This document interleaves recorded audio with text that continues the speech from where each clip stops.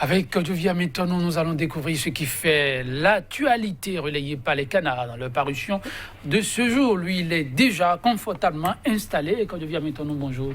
Bonjour Joël Toji, bonjour également nos amis téléspectateurs. Alors pour eux, c'est quoi le menu? La politique est toujours au rendez-vous, sans oublier que oui, avec le Covid-19 aujourd'hui, tous les secteurs sont plombés, donc aussi bien l'économie que la politique, tout comme le sport également. Donc vous savez, les Jeux sont officiellement reportés pour l'été prochain. Eh bien, le journal Le Confrère de la matinée qui s'investit beaucoup plus au niveau du sport. On a fait donc le constat et l'a rapporté également ce matin, sans oublier que au Bénin, sur le plan universitaire, oui, ça fait pas bon vivre d'être étudiant aujourd'hui. Les balles sifflent à l'université. Si vous en prenez une de perdue, eh bien vous rendez aussi votre vie. Ah oui, quand je viens maintenant, partout de nouvelles guerres ces temps-ci, mais ça viendra. Alors nous allons démarrer avec quel quotidien? L'Afrique en marche qui affiche donc en manchette ce matin lutte contre le coronavirus. Le régime talon au rythme de la tortue. La rupture poursuit toujours sa stratégie d'attentisme. Et puis ce même journal qui parle de la Radio France Internationale qui évoque ses protections par ses différents chefs d'État. Et bien silence sur le cas. Parce que là, il n'y a rien à mettre sous la dent. Le confrère de la matinée Tokyo 2020, les Jeux olympiques officiellement reportés, la décision qui arrange toutes les parties selon Julien Minavoa. Les nouvelles dates n'ont pas encore été communiquées, écrit le journal. Et puis affrontement policier-étudiant à l'université hier, la répression policière occasionne un mort, des responsables de la FNEB arrêtés, la route inter-État numéro 2 bloquée pendant de longues heures. Le nouvel observateur communal 2020. Assisterait-on encore au même schéma qu'aux législatives, s'interroge le journal. Pour non-fermeture des universités contre Covid-19, un étudiant tué par balle. Covid-19, trêve sur les intos, confusion et thérapie de tout genre.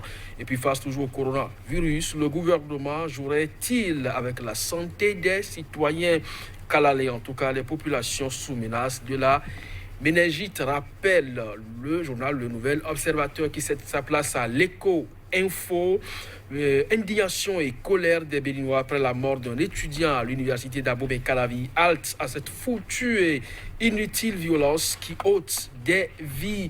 Et puis, parlant donc élection communale du 17 mai 2020, Joël Alagbé, un jeune natif et dynamique au service de la victoire de l'UP à Porto Novo. Matin libre, Bénin, contamination au Covid-19, l'aéroport, le problème. Les échos des frontières retrouvés dans les colonnes du journal. Covid-19, affrontement sur le campus.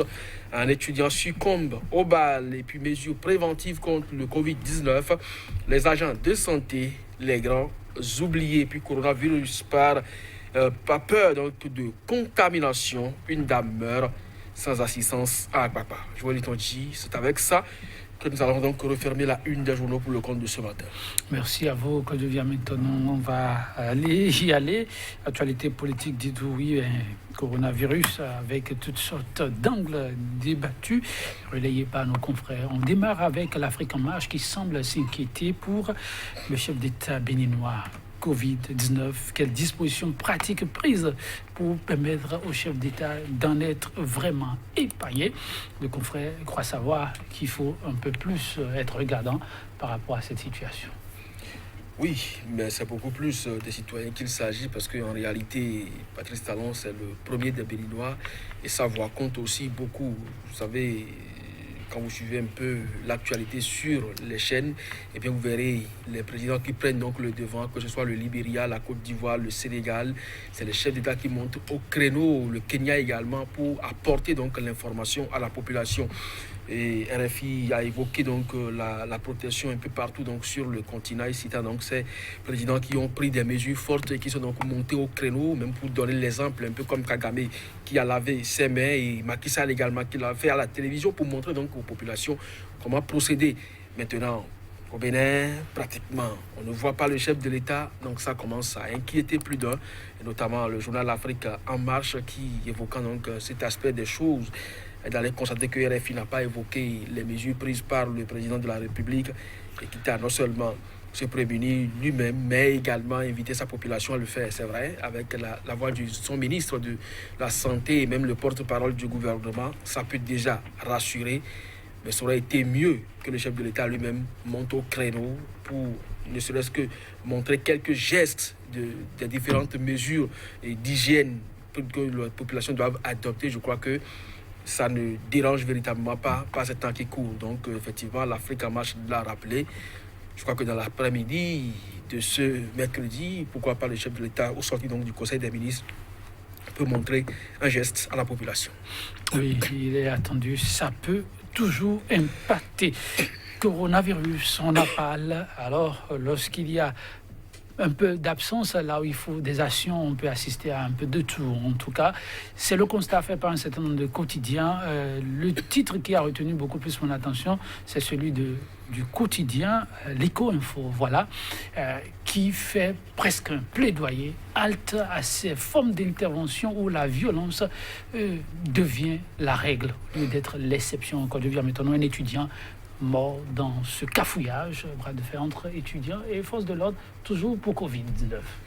Oui, évidemment, parce que lorsque le gouvernement appelle les chefs traditionnels, musulmans et religieux à sursoir donc au rassemblement de foule, lorsque unilatéralement la Cour constitutionnelle suspend donc les audiences publiques pour toujours la santé des citoyens, qu'on autorise les étudiants et les élèves à aller toujours au cours, on note pratiquement comme contraste au niveau des décisions prises. Et là-dessus, les étudiants dans leur organisation fédérale, je veux noter beaucoup plus la Fédération nationale des étudiants du Bénin, a estimé que oui, il va donc de la santé de tous que l'on n'aille plus désormais au cours. Et c'est cette décision qui, en tout cas, entérinée donc par une assemblée générale à leur niveau, devrait donc être observé sur le campus, ce qui n'a pas été le cas. Donc, des étudiants ont été dépêchés pour demander à leurs camarades qui étaient encore au cours de sortir.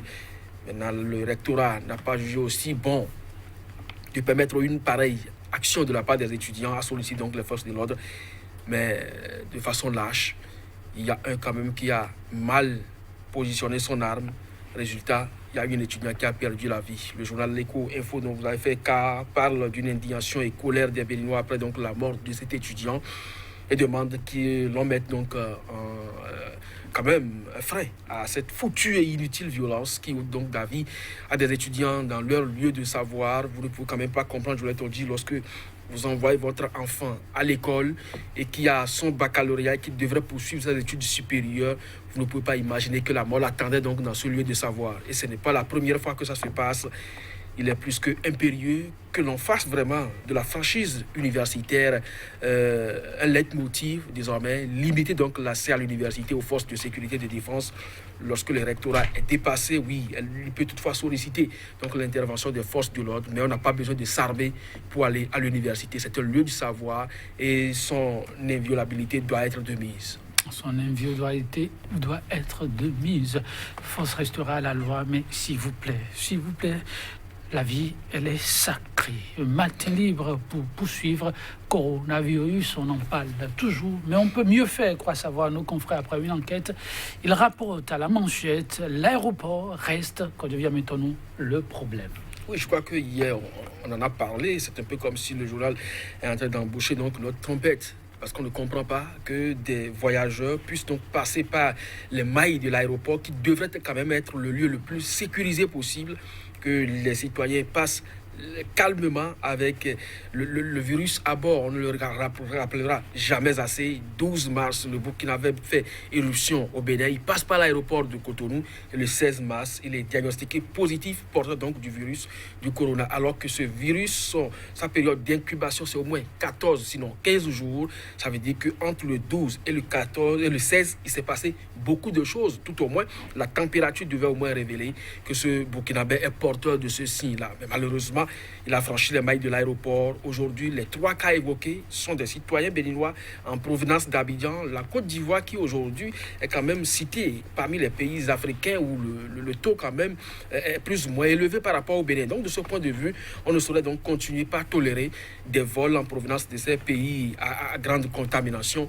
Et l'aéroport doit jouer donc le grand rôle. Si on continue de nous dire que ce sont des malades importés sur le territoire et qui ont pris par l'aéroport de Cotonou, ça dérange beaucoup et je continue pas à le dire. Hier, je l'ai rappelé ici. Est-ce que c'est les appareils qui sont à l'aéroport qui ne marchent pas ou les hommes qui sont affectés donc à l'aéroport pour travailler sur ces machines qui sont incompétents? De toutes les façons, les autorités sanitaires au Bénin doivent pouvoir porter donc la lumière sur cette interrogation. Mais le journal Matin Libre le leur rappelle, l'aéroport reste le problème au niveau des frontières terrestres et maritimes. Il y a également une grosse interrogation à ce niveau. 8 villes sont donc citées aujourd'hui pour être mises en confinement dans les tout prochains jours. Mais les villes frontalières à des pays qui sont endémiques, je vais parler du Burkina Faso, du Togo à la limite, du Nigeria, qu'est-ce qui est fait à ces niveaux-là? C'est des interrogations à notre niveau et nous pensons vivement que les autorités sont en train de prendre les dispositions à cet effet. On croise les doigts. Merci à vous, que je viens maintenant ici sur ces mots qu'on va s'arrêter et quitte à se retrouver, mesdames, messieurs, demain. Au revoir.